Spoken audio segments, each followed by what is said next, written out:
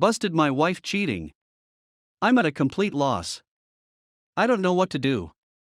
There were signs, and I overlooked them. I was blinded by love and never imagined this would happen to me. Not with her, my wife and best friend of nearly 20 years. I work out of town and wasn't supposed to be back until tonight. We were supposed to leave for a 2-week road trip tomorrow. Things were slow at work, so I came home yesterday afternoon. This trip was to give us a little alone time since we've been so busy with family and friends this summer. When I got home, there was a truck in my driveway that I didn't recognize. My neighbor just recently asked me how I liked the new truck, but I thought he was mistaken and didn't think much of it. As soon as I could see the truck, I got a terrible gut feeling. I love my wife and trusted her completely, but that feeling was there and strong. I snuck around the side of the house to our bedroom window. It was open and I could hear them as I got close. I looked in the window and my worst fear was confirmed.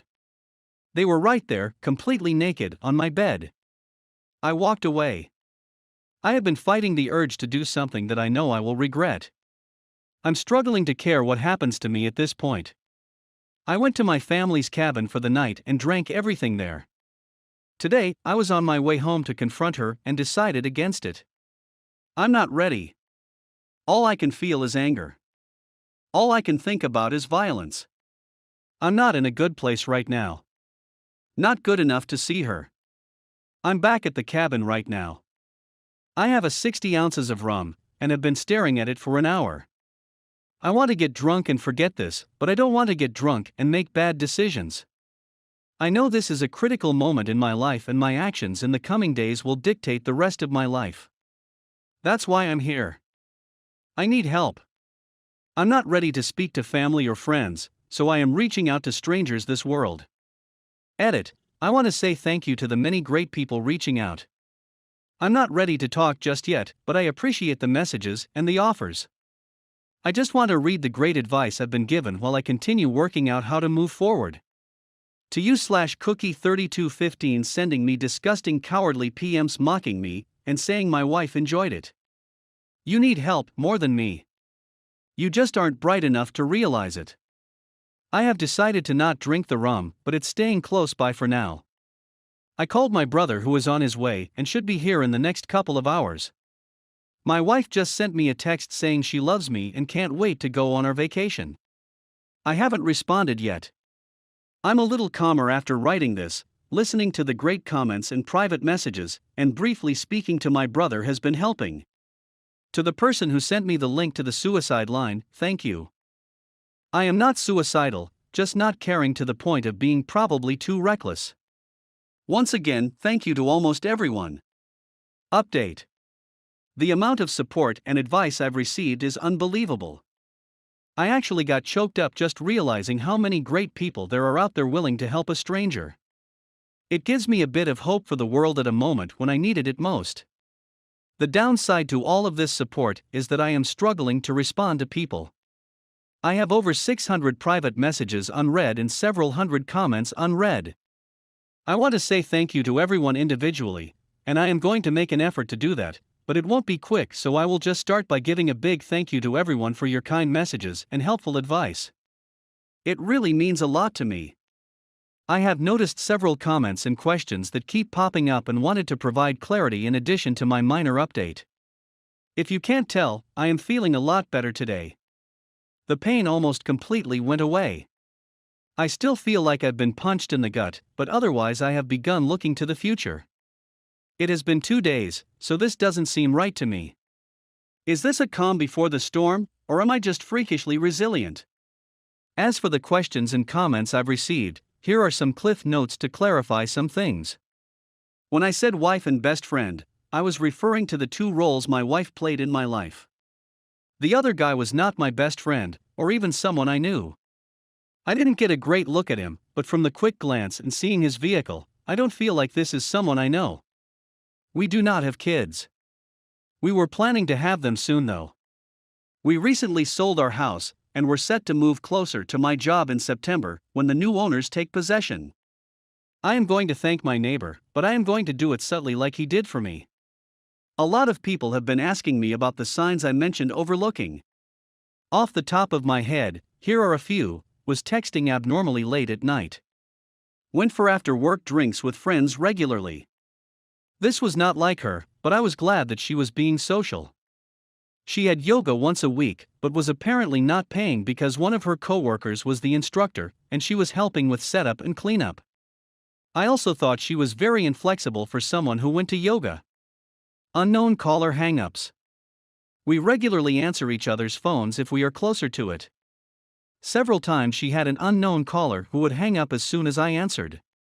We get a lot of spam calls, but usually it's a telemarketer or a debt collector looking for the previous owner of the number. Rarely it's a hang-up. The update is a work in progress. When my brother arrived, we had a good long talk. He has been my true best friend, and I realized I need to always remember that and know that he will always be there for me without judgment, the same way I would be for him. He really sets the standard for what a true friendship is, even if we fight on occasion. Since I was supposed to be home last night, I decided to respond to my wife's text. We aren't allowed to have phones on site, so it was reasonable for me to only be texting her. She knows it's easy for me to sneak in some texts. I wrote her and said I needed to go to one of my company's remote sites and wouldn't be able to call her until the end of the weekend. I told her that I would cancel all of the reservations and rebook later. She said she could take her best friend with her this weekend to the romantic bed and breakfast on a vineyard that I booked. I knew it wasn't the best friend she wanted me to think would be going. I told her that I already gave it to my brother and his wife since it was non-refundable, and they would pay me back in a month. This morning I canceled all of the reservations except the romantic one. My brother is coming with me. Fortunately, the hotel let us switch from the honeymoon suite to a room with 2 beds. There also happens to be a really nice lake and boat rentals nearby, so this just turned into a long overdue fishing trip with my brother. This means I am free for the weekend. I don't have to write her or talk to her for a few days, so that relieved some stress and gives me more time to think. I am currently in the mindset to get a divorce. I honestly can't see it any other way. My brother is supportive of this, but has asked me to take a few weeks and speak to someone. His wife has a friend who is a couples counselor and is willing to talk to me on Monday. I don't see it changing my mind, but at least it might help untangle some of this mess for me.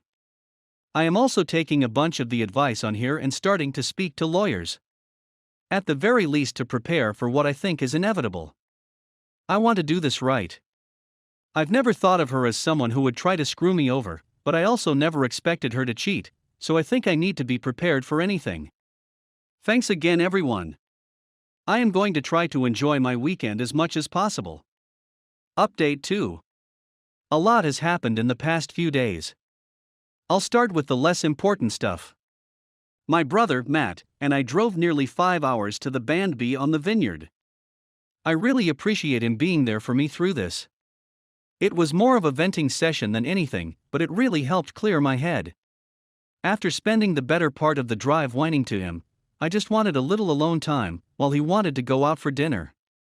I stayed in the room, and he went out to eat and took me back some food. He also managed to rent a boat for the next day. On Saturday we hit the water.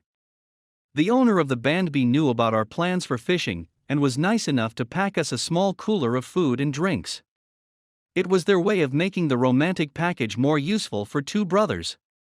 It was a nice gesture. Fishing wasn't good. We both caught a couple of trout that we had to release due to their size, so the snacks from the band B worked out great. We stopped fishing at mid-afternoon, and then drove around to all of the vineyards and fruit stands buying food and cases of wine for Matt's wife Jen. That night we went for the biggest tomahawk steak we could find. On Sunday we drove back to Matt's place. He lives in the next town over from me, which is about an hour away from my place.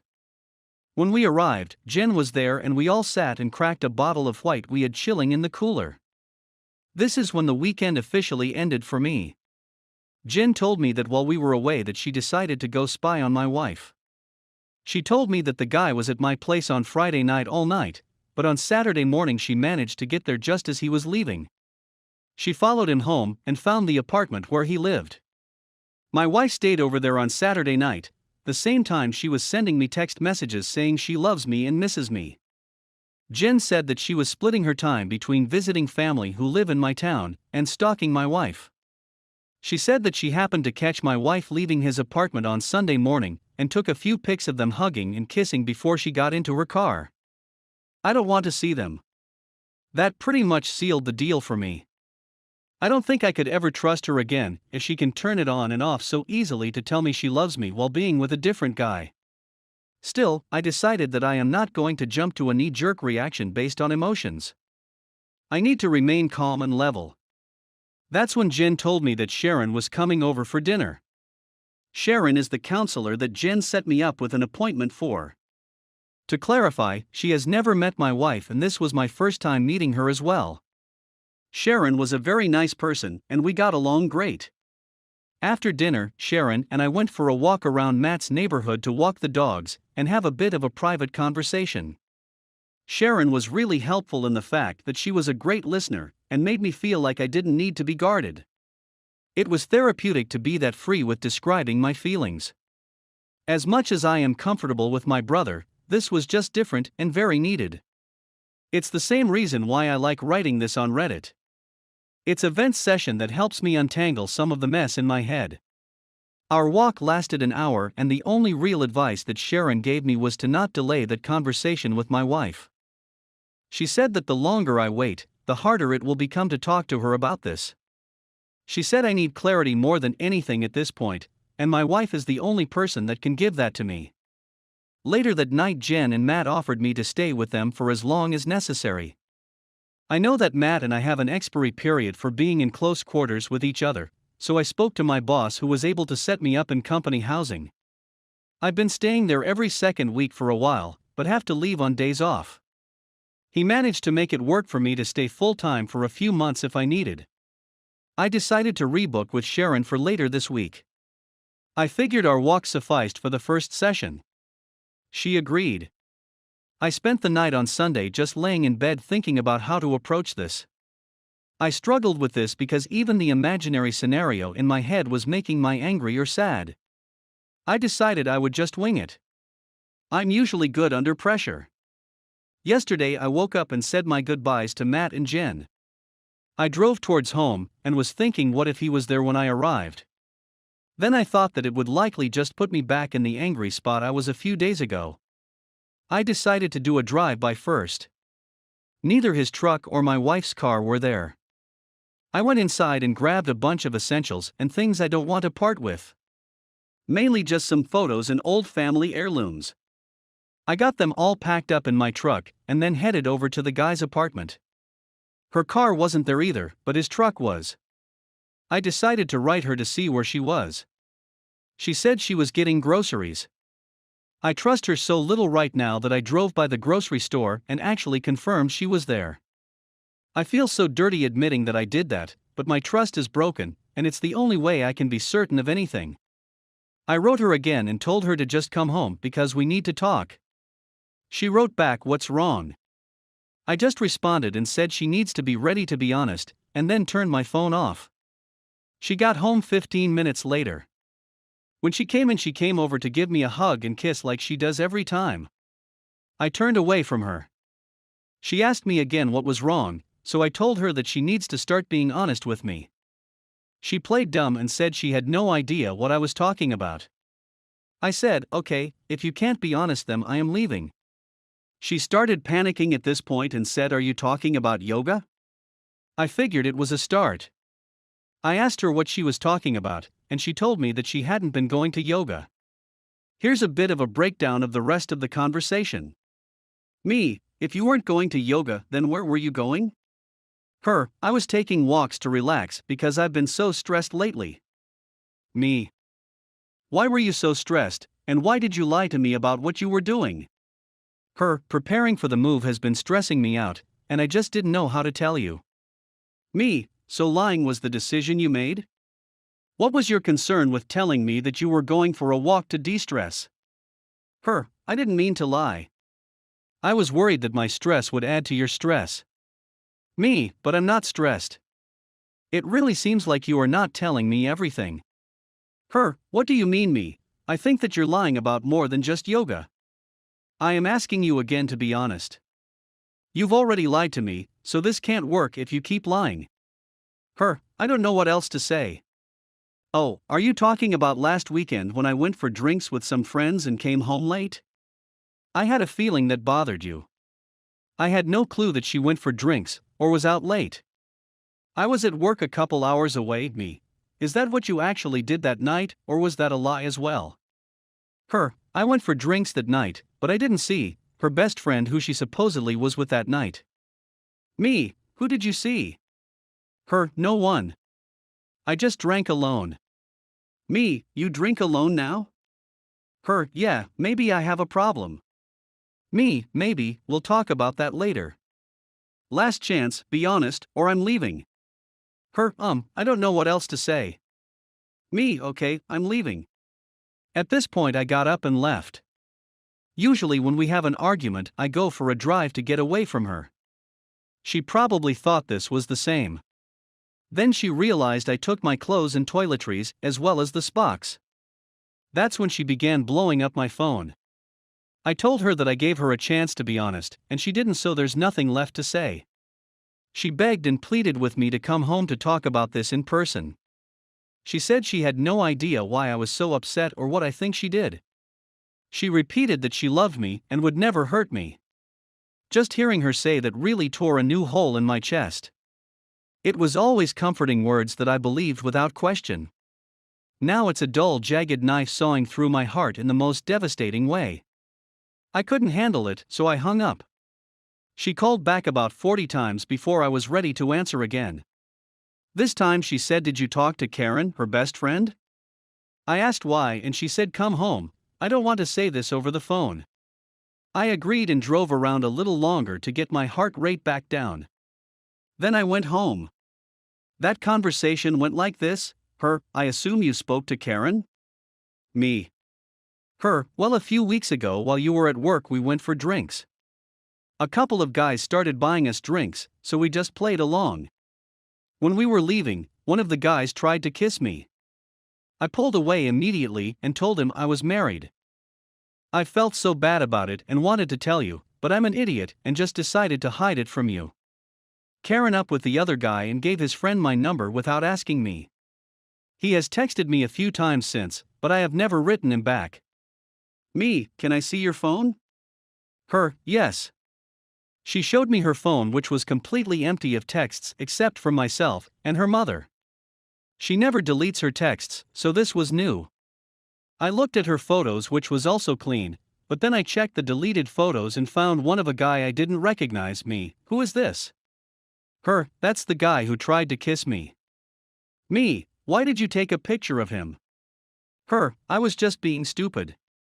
Me, that's not a reason. Why did you take a picture of him? Her, I don't know. Me, is that everything you want to tell me, or is there more?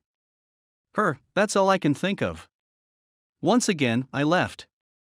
I didn't want to be trickle-truthed. I got in my truck and drove away. She ran outside trying to stop me, but I was already out of reach. I went to the park nearby and just sat on my tailgate and ate my lunch, trying to figure out what to do next. While there, I began remembering other things that I should have been more aware of. Things like,